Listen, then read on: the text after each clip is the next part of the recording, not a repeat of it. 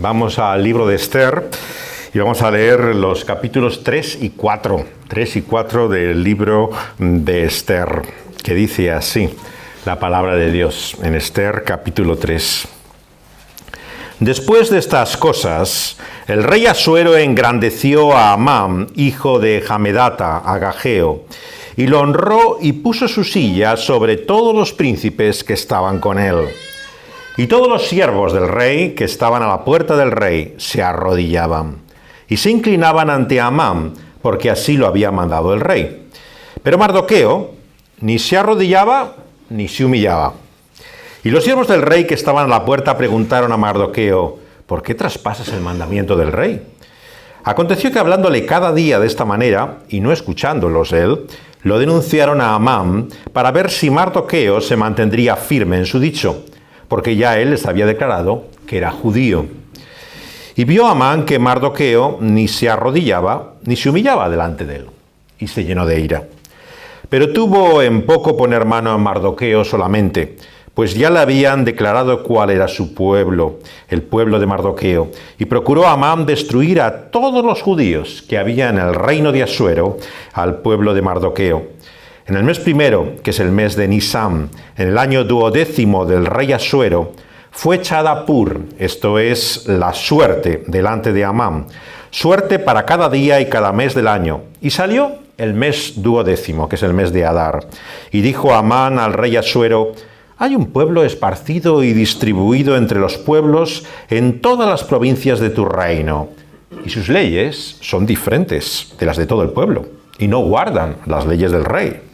Y el rey nada le beneficia el dejarlos vivir. Si place el rey, decrete que sean destruidos. Y yo pesaré 10.000 talentos de plata a los que manejan la hacienda, para que sean traídos a los tesoros del rey. Entonces el rey quitó el anillo de su mano y lo dio a Amán, hijo de Hamedata, agageo, enemigo de los judíos, y le dijo: la plata que ofreces sea para ti, y asimismo el pueblo, para que hagas de él lo que bien te pareciere. Entonces fueron llamados los escribanos del rey en el mes primero, al día 13 del mismo, y fue escrito conforme a todo lo que mandó Amán a los sátrapas del rey, a los capitanes que estaban sobre cada provincia y a los príncipes de cada pueblo. A cada provincia según su escritura, y a cada pueblo según su lengua. En nombre del rey Asuero fue escrito y sellado con el anillo del rey. Y fueron enviadas cartas por medio de correos a todas las provincias del rey, con la orden de destruir, matar y exterminar a todos los judíos, jóvenes y ancianos, niños y mujeres, en un mismo día, en el día 13 del mes 12º, que es el mes de Adar, y de apoderarse de sus bienes. La copia del escrito, que se dio por mandamiento en cada provincia, fue publicada a todos los pueblos, a fin de que estuviesen listos para aquel día. Y salieron los correos prontamente por mandato del rey, y el edicto fue dado en Susa, la capital del reino. Y el rey y Amán se sentaron a beber, pero la ciudad de Susa estaba conmovida. Luego que supo Mardoqueo todo lo que se había hecho, rasgó sus vestidos, se vistió de cilicio y de ceniza y se fue por la ciudad clamando con grande y amargo clamor. Y vino hasta delante de la puerta del rey, pues no era lícito pasar adentro de la puerta del rey con vestido de cilicio. Y en cada provincia y lugar donde el mandamiento del rey y su decreto llegaba, tenían los judíos gran luto, ayuno, lloro y lamentación. Cilicio y ceniza era la cama de muchos. Y vinieron las doncellas de Esther y sus eunucos y se lo dijeron. Entonces la reina tuvo gran dolor y envió vestidos para hacer vestir a Mardoqueo y hacerle quitar el cilicio, mas él no los aceptó. Entonces Esther llamó a Atac, uno de los eunucos del rey, que le había puesto al servicio de ella, y lo mandó a Mardoqueo, con la orden de saber qué sucedía, porque estaba ahí.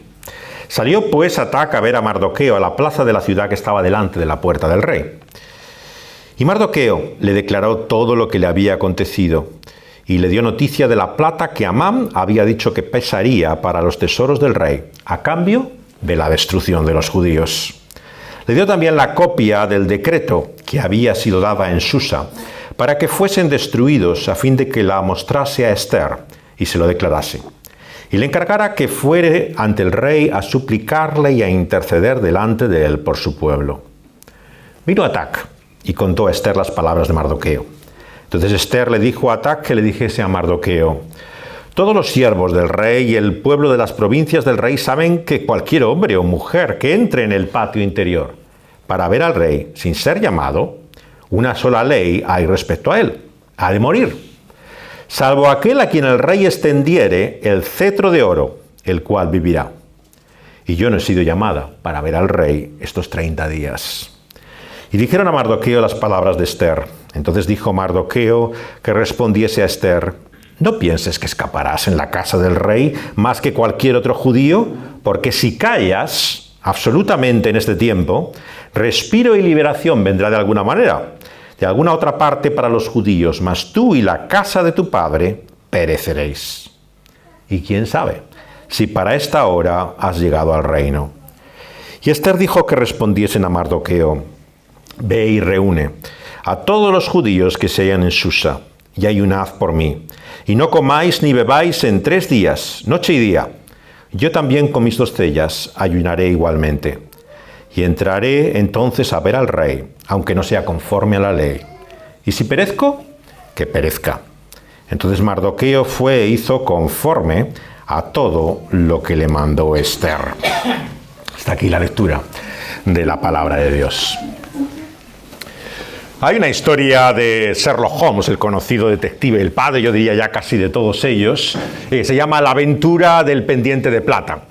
No sé si estáis familiarizados, supongo que sí, la mayoría, alguno, con las historias de Holmes, pero normalmente suelen acabar de la misma manera. Hay una conversación entre él y su ayudante, que es el doctor Watson.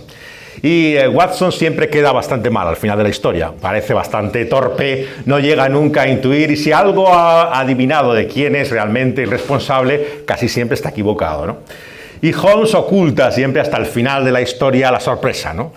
Tiene la conclusión de algo que no has percibido en toda la historia, pero que él mismo ha mirado, ¿no? Ha visto y ha tenido en cuenta, y que desvela al final. Y una de estas historias, la que se llama La aventura del pendiente de plata, tiene una conclusión sorprendente, que ha llegado a ser famosa, incluso ha titulado otro libro, obras de teatro, muchas historias a partir de ahí, que era El perro que no ladró por la noche, ¿no? Y lo que dice Holmes cuando llega al final de la conclusión de esta historia, dice: sí, es que el perro no ladró por la noche. Y se queda con cara de póker Watson diciendo: bueno, ¿y qué dice este hombre, ¿no? ¿Qué quiere decir que no ladró por la noche, ¿no? Y claro, la clave del asunto era precisamente que no había ladrado, que había estado callado, que no era lo habitual, claro, cuando alguien estaba en su cercanía. Y en el libro de Esther ocurre algo parecido. La clave es que el perro no ladró por la noche. O sea, el silencio que aparece en este libro, el silencio de Dios, es realmente, paradójicamente, lo que nos da la llave para descubrir el enigma de este libro. El invisible, el desconocido incluso para los protagonistas de esta historia, aquel que está ahí pero que no vemos, que no aparece en el escenario, pero que no se resiste a quedarse detrás de todo aquel espectáculo que vemos de la historia y de la vida, sino que interviene en ella, es sin embargo el gran protagonista de esta historia. Y lo que vemos en estos capítulos es la introducción de un nuevo personaje. De este personaje vemos a Amán, sobre todo el enfrentamiento, ¿no?, que hay entre él y Mardoqueo. Muchos han pensado qué podía llevar, ¿no?, a esta resistencia de Mardoqueo a de ninguna manera poder mostrar ningún respeto a Amán. Los judíos, claro, han pensado en ello como una forma de lealtad, ¿no?, y de fidelidad al único Dios vivo y verdadero. Y muchas veces han presentado en términos heroicos a Mardoqueo en estos actos, pretendiendo que si él no se postró ante Amán, es porque nada más se podía inclinar ante el Dios vivo y verdadero. Sin embargo, esta interpretación nos lleva a lugar a dudas cuando vemos el resto de la historia. Claro, la historia de Mardoqueo no es la de alguien que se resiste a postrarse ante ningún rey y señor más que el Dios vivo y verdadero. No es Daniel y sus compañeros, que cuando se levanta la efigie como si fuera un dios del emperador, se niegan a postrarse frente a ella, que se resisten de alguna manera clara de no llegar a mostrar esa adoración que solamente a Dios le pertenece. Recordémoslo, Mardoqueo vive no solamente en el imperio, sino que está sometido totalmente al emperador, está siguiendo las reglas del juego. Este es el único momento en el cual vemos que se niega a hacerlo. Muchos han pensado, por lo tanto, que tal vez había un elemento personal. Quizá había animadversión, quizá le tenía alguna manía especial. Sabemos que a veces hay estas cosas son particulares y uno pone la barrera donde quiere, y con este no traga y con el otro sí, ¿no? Pero muchos piensan que podía ser envidia, que le había llegado al puesto que Mardoqueo quería, pero probablemente no sea ninguna de estas cosas, sino la clave la del mismo texto. El texto lo que nos dice de Amán es su origen, de dónde viene. Si os fijáis, la presentación de Amán, lo que nos dice aquí es que era agageo. Es como si te estuviera dando una clave ausente en el texto, pero conocida para aquellos que están familiarizados con la historia de Israel. Agag, de los amalecitas, pertenecía a un pueblo que cuando Dios había sacado en el Éxodo a su pueblo de Egipto, en el propio desierto se había enfrentado a ellos. Y Dios los maldijo por ellos. Y hay toda una maldición sobre este pueblo, los amalecitas, al cual pertenecía Agag. Y cuando Saúl, precisamente el antecesor, ¿no? Porque venía de Cis, de Mardoqueo, tenía que haber acabado con Agag, de los amalecitas, sabéis, los familiarizados con la Biblia, lo que ocurrió en la historia de Samuel. Samuel nos dice que a pesar de ir en guerra contra él, volvió y trajo como botín todos los animales y ganados que tenía, con la excusa de que iba a presentarlos en ofrenda, en sacrificio a Dios. Pero no acabó tampoco con la vida de Agag. Y vemos que Dios juzga de tal forma a Saúl que de alguna manera es el momento en que queda ya condenado. Condenado en primer lugar al silencio de Dios. Dios parece ya no hablarle a él, ni por profetas, ni por sacerdotes. El cielo se cierra ante Saúl y vemos que a partir de ahí está condenado a sus propios pensamientos, sus propios designios, y ya Dios parece no guiar ni dirigir su reinado. Y el pecado del que hablábamos ayer tiene trágicas y larga sombra a lo largo de las generaciones. Para comprender la vida no tenemos que pensar solamente en el presente. La Escritura, como nos enseña claramente Dios en su palabra, nos muestra que lo que hacemos tiene consecuencias. Y tiene consecuencias incluso más allá de nuestra generación. Esto es algo que para nuestra mente individualista es difícil de entender. Pensamos que somos nosotros y la historia acaba y empieza con nosotros y no ocurre nada más. Pero el contexto bíblico no es así. En el contexto bíblico, como vemos aquí en el enfrentamiento de Amán y Mardoqueo, no hay solamente dos hombres, hay toda una historia detrás. Hay el conflicto que viene desde la desobediencia de Saúl, ¿no? Y lo que significaba Agag y los amalecitas para el pueblo de Dios. Y son, por lo tanto, dos personajes que, aunque reales, históricos, son representativos también de algo del pasado, porque vive presente en esa realidad. El escritor William Faulkner, que vivió en el sur de Estados Unidos, es el autor de esta famosa frase, de que el pasado no existe, de que vive, que está todavía entre nosotros, que nunca ha dejado de ser. Y en cierta forma, aunque queremos vivir como si nuestra generación no tuviera historia, ¿no? La realidad es que somos producto, resultado del pasado. Cada uno de nosotros incluso vemos que somos consecuencia de las decisiones que nuestros propios padres han hecho. Y las que nosotros tomamos, nuestros hijos a veces sufren nuestros errores. Cuando tenemos equivocaciones, pensamos en nosotros, pero muchas veces tendríamos que pensar precisamente en nuestros hijos. Ellos son los que van a padecer las consecuencias de mucho de lo que tú eliges. Y el pecado tiene ese terrible efecto en la vida de los hombres, y lo vemos aquí, en estos dos personajes reales de la historia de Esther que están aquí enfrentados. Y lo que ocurre es que aquellos guardianes, compañeros de Mardoqueo, No se nos dice que tuvieran una especial animadversión a Mardoqueo. Le preguntan simplemente por qué él no está actuando como corresponde en la cortesía y en las maneras de aquel momento frente a Amán. Y él, en algún momento, después de insistir mucho, nos dice que revela el origen de su pueblo, de la historia que hay detrás de Amán y de la historia que hay detrás de él. Y ellos van con todo esto a Amán mismo.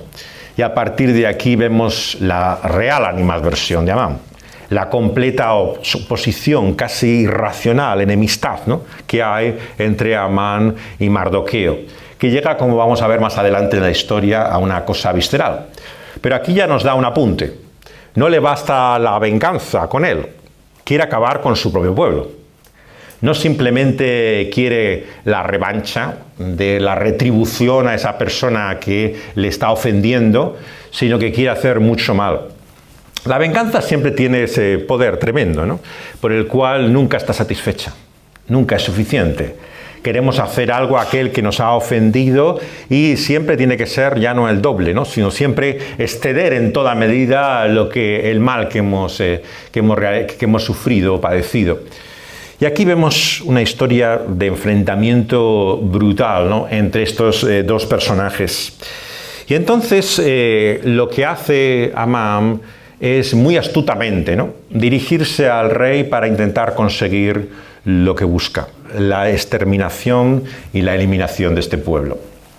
Claro, esto no era tan sencillo, ¿no? Tenía que presentarle una argumentación por la cual el emperador considerara que era para él beneficioso el acabar con este pueblo. Tristemente, el poder y la política funcionan así, no nos engañemos. No es lo bueno, lo justo o lo que realmente corresponde, es lo que les beneficia.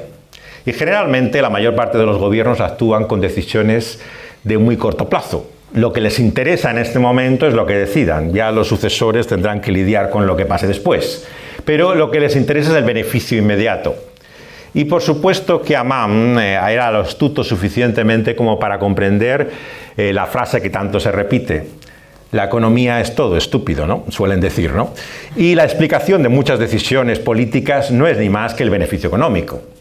Y vemos que lo que precisamente Amán resalta en su petición es la enorme cantidad de dinero que le va a dar a su tesoro a cambio de lo que él le pide. Y claro, esto es lo que, sin lugar a dudas, orienta la decisión de Asuero. Asuero no se orienta por lo que sea la ofensa de la afrenta que ha tenido por este pueblo que no reconoce su autoridad, ¿no?, sino que le interesa también el beneficio, por supuesto, económico que le está ofreciendo Amán a cambio.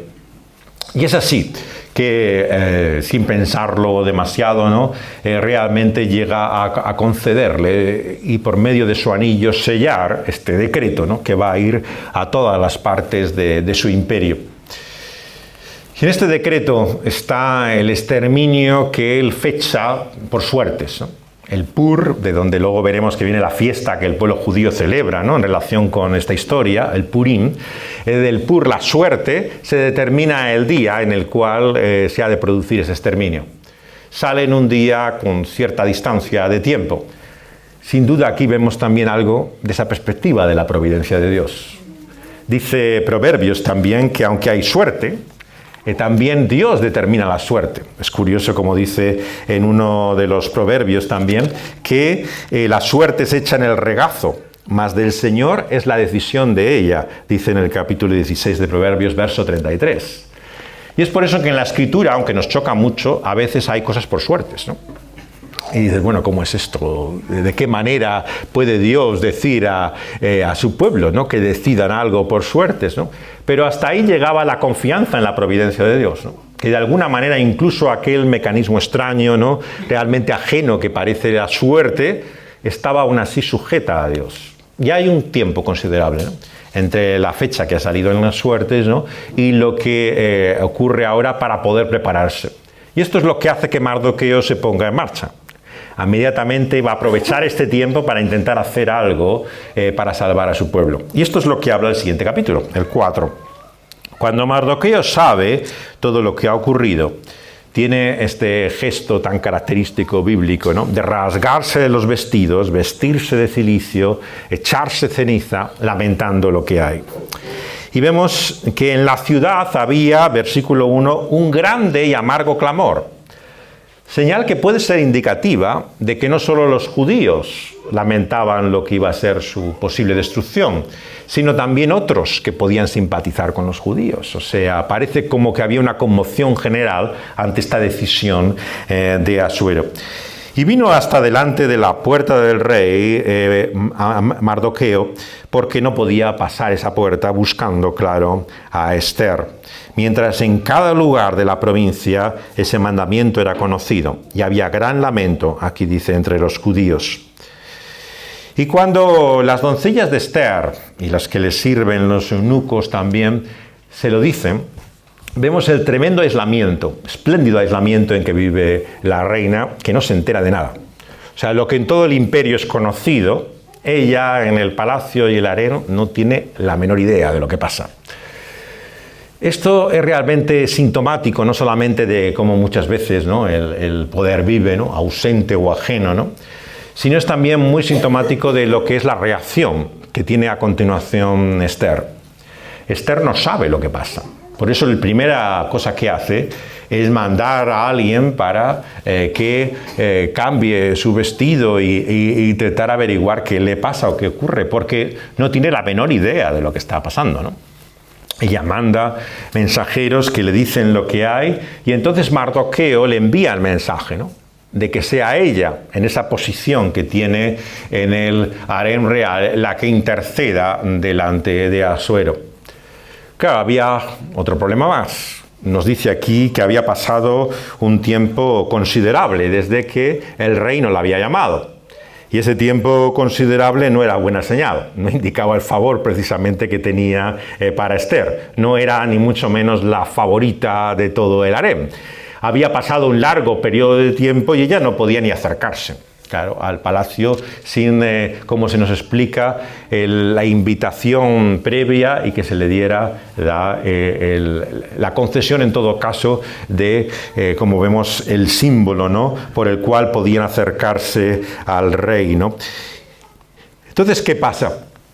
Al contrario de lo que nos han enseñado muchas veces en la escuela dominical, ¿no?, la historia de Esther no es el episodio heroico, épico, ¿no?, de esta mujer que con las palabras del final comienza. Pues si perezco, que perezca, ¿no? El valor, la valentía. Lo que vemos en este capítulo es la completa y continua reticencia de Esther a hacer lo que le ha pedido Mardoqueo. O sea, una y otra vez, ¿no?, le plantea objeciones, ¿no? Por un lado, vemos que había seguido su autoridad. Por cierto, en algunas traducciones de la Biblia veréis variaciones entre el parentesco de ellos. Parece que no está claro que él era el tío y ella la sobrina. En algunas traducciones de la Biblia dicen que la expresión en hebreo puede significar primos, que podían tener un parentesco de primos. No sabemos muy bien la relación. Lo que se dice claramente es que estaba bajo su tutela, que él era mayor de edad y que él la había recogido y de alguna manera tenía una autoridad sobre ella claramente. Y aunque le insiste, ¿no?, vemos aquí el conflicto que hay. Por un lado, él ha dicho que no diga nada acerca de su identidad, de su pueblo, ¿no?, y ahora le pide que interceda por su pueblo. Ella sabe perfectamente lo que esto implica, ¿no? Si ella se identifica con ese pueblo que está bajo el juicio del rey, acabará con el mismo destino del rey. Pero en su mente hay un conflicto aún mayor. Si ella niega a ayudar, interceder a su pueblo, ¿no?, como le dice Mardoqueo, ya no podrá vivir con su conciencia. Lo que ha hecho, ¿no?, el dejar morir a su pueblo, pesará sobre ella de tal forma que la acabará aplastando. Está, como muchas veces nosotros en la vida, en una encrucijada, ¿no?, entre hacer lo que piensas que tienes que hacer, ¿no?, y, por otro lado, lo que eso va a implicar y suponer, ¿no?, las consecuencias que va a tener, ¿no?, y cómo vivir con la conciencia de ello, ¿no? Y esta historia nos muestra, por lo tanto, ¿no?, el hecho de que necesitamos un mediador, pero un mediador mejor que Esther mismo. Cuando vemos los tipos que hay en la Escritura, en el Antiguo Testamento, que apuntan a aquel que ha de venir como nuestro intercesor, ¿no?, delante del Rey de Reyes, del gran ausente invisible que nos da la clave de esta historia, entendemos también que ese mediador ha de ser no solamente en algo semejante a estos tipos, ¿no?, sino que como un mediador mejor, mayor, ¿no?, ha de ser diferente también que Esther. Por eso no debemos forzar las analogías con Esther, ¿no? En un sentido, Esther está dispuesta a lo que venga. Los conocedores del hebreo y esto nos dicen que la expresión si perezco que perezca no quiere decir exactamente que esté dispuesta a morir, ¿no?, sino que más bien sería el que será, será. Lo que ocurra, ¿no? Eso es lo que estás diciendo, parece ser. O sea, realmente muchas veces se ha forzado, ¿no?, el sacrificio, como en las palabras de Esther, como si estuviera dispuesta a ello. Pero en cualquier caso es una incertidumbre, no sabe lo que ocurrirá. Sin embargo, aquel intermediador, intercesor mayor que Esther, ¿no?, tenía un destino seguro, una hora determinada. Vino con una misión y un propósito que sabía que se iba a cumplir. Y ese era ni más ni menos que su muerte. Esa hora que se acerca, ¿no?, una y otra vez en los evangelios, no habla de la posibilidad, sino que habla de la seguridad de lo que ha de ocurrir, la realidad de que él tiene que cumplir esa misión. Y por supuesto, la gran diferencia con Esther es que en él no hay reticencia alguna. Las palabras de Getsemaní, que algunos han querido interpretar como cierta duda, ¿no?, o reticencia por parte del Señor, ¿no?, a entregarse, cuando le dice, si es posible, Padre, ¿no?, que pase de mí esta copa. No tenemos que verla, como nos ha enseñado siempre la tradición de la Iglesia, como una forma de duda, ¿no?, sino como una comprensión de las consecuencias que esto implicaba. La copa, ¿no?, que se le presenta al Señor en ese último momento en que también viene un ángel a consolarle, en la hora de su muerte, en la hora de la potestad de las tinieblas. No hay ángel alguno que venga delante de su presencia. No tiene ninguna conciencia de ese Dios. Como en Esther, lo que hay es su silencio. Dios mío, ¿por qué me has abandonado? No hay la menor conciencia en ese momento de la realidad de dónde está Él. Y él, cuando se enfrenta a eso, sabe que es eso lo que va a ocurrir. La copa es la copa de ira. Es aquella anunciada por los profetas que indica el juicio divino. Un juicio que, a diferencia de lo que ocurre aquí por parte del emperador en su crueldad e inhumanidad, que es lo que hace después de decretar la muerte de este pueblo, se pone a beber y a festejar con Amán. Es completamente insensible, ¿no?, ante la consecuencia de sus actos. Le da igual que acaba de decretar el exterminio de todas estas personas, a él le da lo mismo. Él continúa la fiesta. Pero nuestro Señor es muy diferente. Aquel que Dios ha establecido como mediador llora con amargas lágrimas que caen como de sangre misma en su sudor en aquel terrible momento del huerto de Getsemaní en que percibe lo que va a ocurrir. Porque sabe la certeza del juicio de Dios. Sabe que el castigo que cae sobre el pecado es un castigo justo, necesario, imposible de evitar. Y nos anuncia que aquel que duda del juicio de Dios no tiene más que mirar a esa cruz. El Señor Jesús nos enseña en ella que todos, cada uno de nosotros, somos merecedores de ese juicio.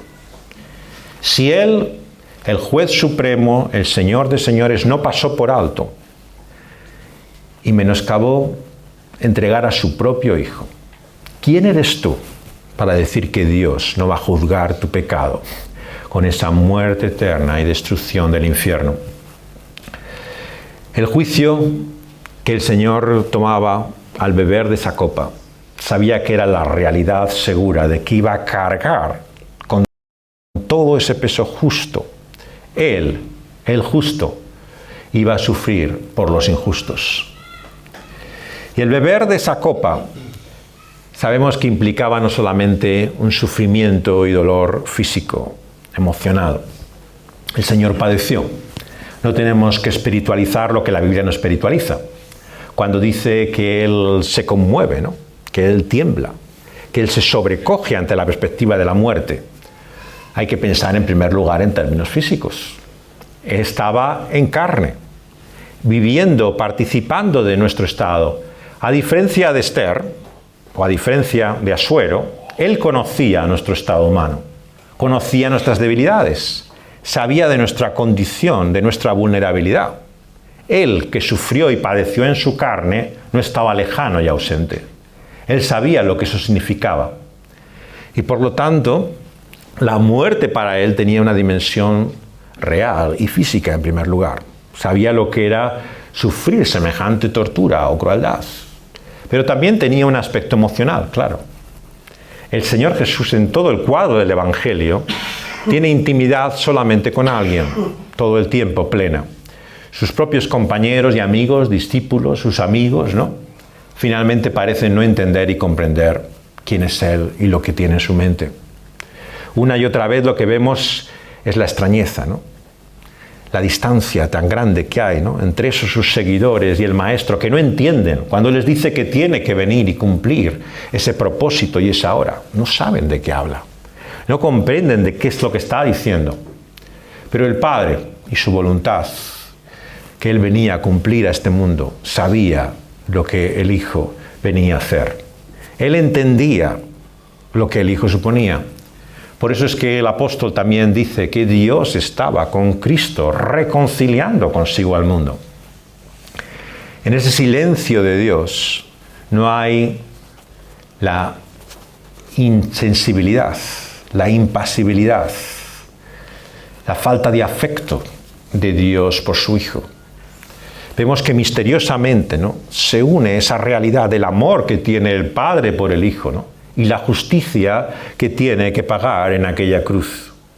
Y emocionalmente, la ruptura de ese vínculo que hubo en la cruz, que en ningún momento de su vida ocurrió. Nunca él había estado separado de la comunión con su Padre. Siempre había vivido en relación eterna con Él. Es más, confiado y seguro de que su vida estaba en las manos. Tenía la certeza, por lo tanto, de que estaba bajo el cuidado del Padre. Pero al enfrentarse a esa hora, sabía que el corazón de Dios se iba a desgarrar en esa ruptura brutal del Calvario y clamaría, ya no Padre, sino Dios mío, porque le veía y sentía muy lejos, no le percibía, no conocía su cercanía. Y en esa realidad de la cruz está el desgarro emocional, lo que significa realmente el dolor, ¿no?, de un padre que te da la espalda, de alguien que parece que es insensible a tu clamor. Como dice Hebreos, que aún con lágrimas, ¿no?, gimiendo delante de Él, se enfrenta a esa prueba. Y por eso su petición es que, si es posible, pase de Él esta copa, que no tenga que vivir esa experiencia, no solamente física y emocional, sino espiritual. Entender el misterio de la providencia es también acercarse como descalzando nuestros pies a ese terreno sagrado del misterio de la cruz. ¿Qué significa Dios contra Dios? El Padre echando toda su ira, descargándola sobre su propio Hijo. Es algo que no hay analogías humanas, forma posible de entenderlo, pero que en ello está el misterio mismo de la providencia. Este pasaje de hoy es el de un conflicto, el de una lucha que va durante generaciones en la historia, entre el pueblo de Dios y sus enemigos.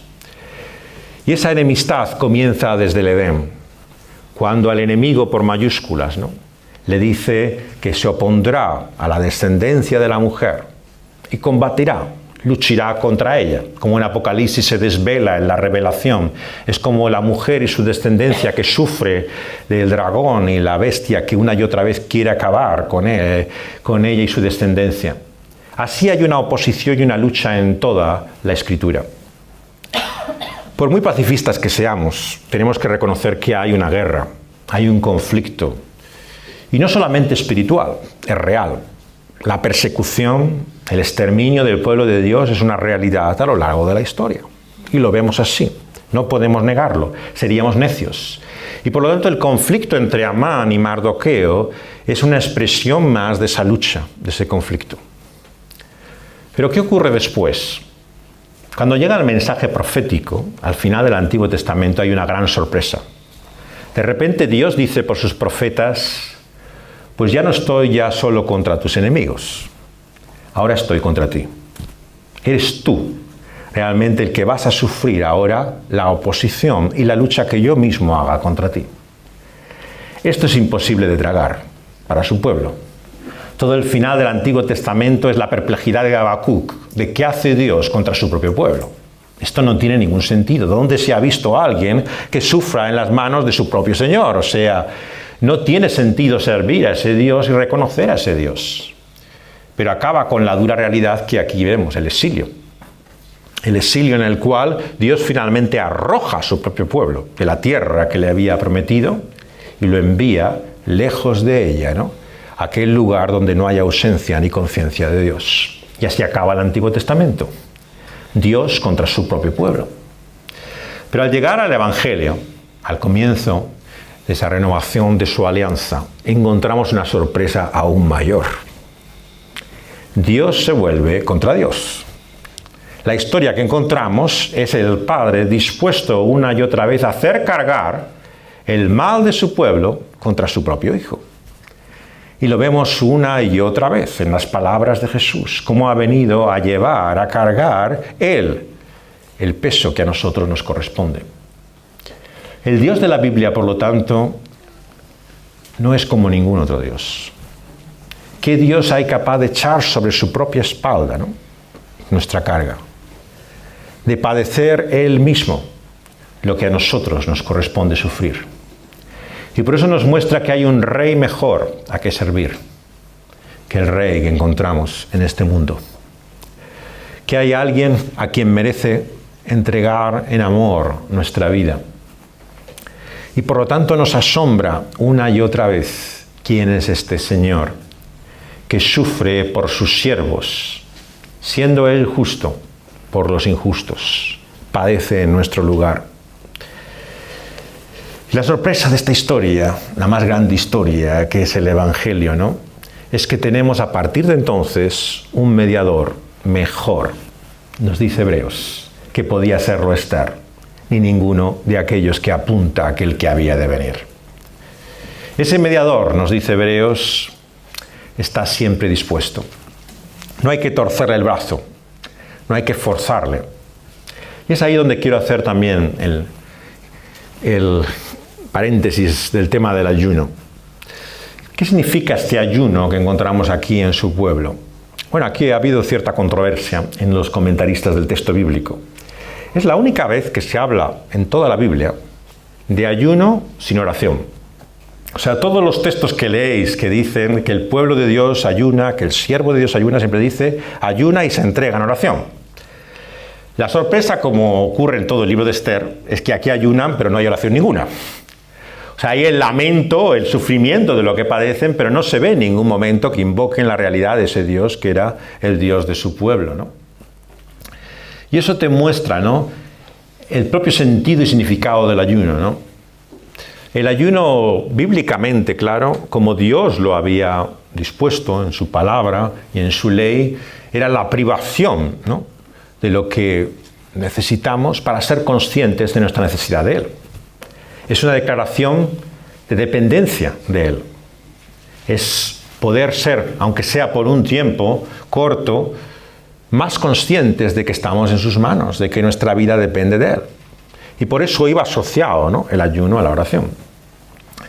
Muchos, sin embargo, sabemos en lo que han convertido el ayuno hoy, en la forma de forzar la intervención de Dios en la historia, en nuestras vidas y en la iglesia. Si nos comprometemos a ayunar, si hacemos realmente este voto y promesa, Dios entonces tendrá que hacer, ¿no?, lo que le pedimos. Claro, qué ajeno es esto, ¿no?, a la mentalidad bíblica, ¿no? El ayuno precisamente es la dependencia de Dios. Y es lo que está aquí ausente. El pueblo lamenta su situación. Mardoqueo está literalmente sobrecogido por ello, pero en ningún momento leemos una sola palabra de que se volviera a Dios, de que pensara en Él, ¿no? Sin embargo, cuando el Señor Jesús le dice a sus discípulos en el Evangelio que mientras el novio está en la fiesta, no hay necesidad de ayunar. El día que Él se marche, cuando esté fuera, cuando esté lejos, entonces habrá sitio para el ayuno. Por lo tanto, es cierto que bíblicamente el ayuno no ha acabado. No es que haya sido de alguna forma desaparecido por la venida de Cristo Jesús, pero tiene el sentido que el Señor Jesús nos muestra. El sentido de la dependencia y confianza, ¿no?, en aquel finalmente que va a venir, el novio, a la fiesta de su reino, a las bodas del Cordero. Y entonces ya no habrá más ayuno, lo que habrá es celebración. Lo que vemos es el contraste, por lo tanto, entre el ya y el todavía no. El Señor intercede por nosotros, ¿no? Pero no podemos esperar todas las bendiciones de Dios que Él ha prometido, como si fuera eso realmente un derecho que nosotros pudiéramos reclamar y vindicar ahora solamente por el nombre de Jesús en nuestros labios. Claro, quien piensa así ignora totalmente cómo Dios se revela y se muestra en su propósito y voluntad, ¿no? Y Dios en su voluntad ha establecido esos tiempos. Dios salva a su pueblo cuando así se vuelve a Él, pero no por una demanda que esté en deuda de responder. Muchas veces el error que tenemos como creyentes es pensar que de alguna forma Dios está en deuda con nosotros. Si yo me entrego a Él, si yo oro tanto tiempo, ¿no?, si yo ayuno, si yo realmente vivo en ese sacrificio y compromiso, ¿cómo Dios no va a hacer lo que yo quiero hacer? Ahora, esta mentalidad es ajena realmente a lo que encontramos en la Escritura. No se trata de cómo convencer a Dios para que haga algo bueno por nosotros. Lo que Dios dice desde el principio es que Dios se complace. Es su placer, su satisfacción, es lo que Él quiere. Él no busca el mal de su pueblo, Él no se complace en el castigo y el juicio de ningún injusto. Él vemos que todo su propósito es de gracia, de amor y de misericordia. Y por lo tanto, lo que una y otra vez el Señor Jesús les enseña a sus discípulos, en que han de vivir en esa confianza de que aunque sus vidas estén en las manos de sus enemigos, recordar las palabras del Señor en el Evangelio, ¿no?, les dice que ni un pelo de su cabeza, que nada de lo que les ocurra está lejos de su voluntad. Pero ¿qué les dice pocos versículos después? Que les perseguirán creyendo que hacen un servicio a Dios y les matarán, llevándoles incluso a prisión y sufriendo y padeciendo todo por causa de su nombre. ¿Dónde está el cuidado de Dios? ¿Dónde está la providencia? Si dice que Dios le importa tanto en nuestra vida, ¿cómo puede decir a continuación que puede dejar que muramos por causa suya? ¿Qué cuidado tiene Él por nosotros? Pero es ahí donde está el misterio de la providencia, en el hecho de que Dios tiene un propósito de bien para nosotros, aunque el sufrimiento y el padecimiento nos acompañan hasta que Él venga. Estas dos cosas resumen toda la promesa del Señor para el futuro. Por un lado, Dios estará siempre con su pueblo. Nos dice Cristo mismo que no habrá ningún día, hasta el fin del mundo, que digamos que Él no está con nosotros. Da igual lo oscuro que sea el tiempo, da igual la grande de la apostasía que se produzca, da igual el mundo en las manos que esté de la maldad y de su reino inicuo. Él estará con su pueblo todos los días hasta el fin del mundo. Pero al mismo tiempo, ¿qué es lo que dice la promesa de Dios? Que seremos perseguidos, que su pueblo padecerá como Él padece hasta que Él vuelva. Son dos realidades que parecen contradictorias. No podemos relacionar una con la otra. ¿Cómo Dios puede estar con nosotros, que es nuestra fortaleza y protector, que es nuestra defensa y escudo, y poder sufrir de la mano de otros de tal forma que incluso puedan acabar con nuestra vida? Que incluso su iglesia sufra muerte y martirio a causa de su nombre. Sin embargo, en ese misterio de la providencia debemos vivir con esa confianza que encontramos en la palabra de Dios. En que esto es así, pero por un tiempo, hasta que el Señor vuelva. Entonces vemos que ya no habrá más sufrimiento ni dolor. Dios cumplirá su propósito.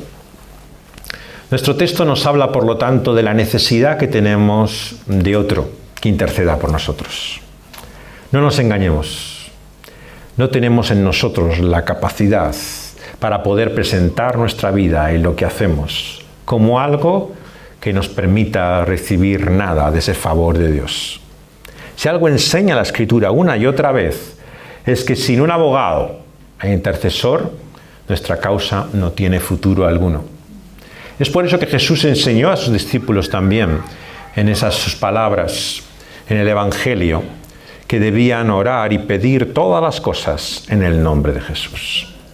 Que no hay nada que no les sea hecho por parte de Dios que no sea en el nombre de su bendito Hijo. El nombre de Jesús, por lo tanto, no es una fórmula ritual. No es simplemente unas palabras por las cuales, de ese modo, invocamos la importancia que tiene Jesús para Él. Es que es la única explicación de que Dios haga algo por nosotros. Y mientras no entendamos esto, no comprendemos realmente lo que es la salvación y el Evangelio que Cristo Jesús nos viene a traer. El Evangelio es Él mismo. La buena noticia es Dios en Cristo Jesús. Sin Él no hay nada que esperar. Él no viene a enseñarnos cómo ser salvos. Él no viene a mostrarnos el camino de cómo vivir mejor, de qué hacer para poder recibir el favor de Dios. Él viene a hacer Él mismo lo que nosotros no podemos hacer. Viene a vivir Él mismo lo que nosotros no podemos vivir.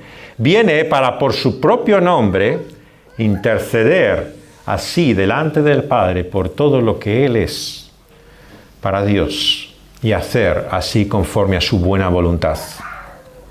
Por lo tanto, sin Cristo Jesús no hay esperanza para nosotros. Si hay alguien a quien debemos aferrarnos, a quien debemos amar, sobre ningún otro nombre, es Él. Porque en Él está nuestra vida escondida. De Él depende. Si en aquel último día, cuando estos nuestros pecados sean puestos en evidencia, cuando todo lo oculto sea manifestado, cuando nosotros nos veamos tal y como somos delante de Él, hay esperanza por nosotros. No será causa de nosotros, sino será causa del bendito nombre de Cristo Jesús. Es su nombre nuestra única esperanza, porque Él es el mediador e intercesor mejor que Esther y ninguno de los que le ha precedido. Él ha entregado su vida voluntariamente a nosotros, para que su sacrificio sea el que nos salve y no el nuestro. No servirá en aquel día decirle, mira, yo te he entregado mi vida. La gente ha hecho lo que quería con su vida, pero yo estaba ahí en la iglesia todos los días. Iba a todas las actividades, campamentos, estaba en las reuniones de oración, he estado leyendo la Biblia, llorando cada día. He hecho todo lo que he podido por ayudar a los demás. No será tu sacrificio el que te salve. El único sacrificio que nos salva es el de Cristo Jesús. Y esa es la única confianza que tenemos, del favor y de la misericordia de Dios, porque Él intercede por nosotros. Vamos a pedírselo así, vamos a pedir que Él ruegue en nuestro nombre.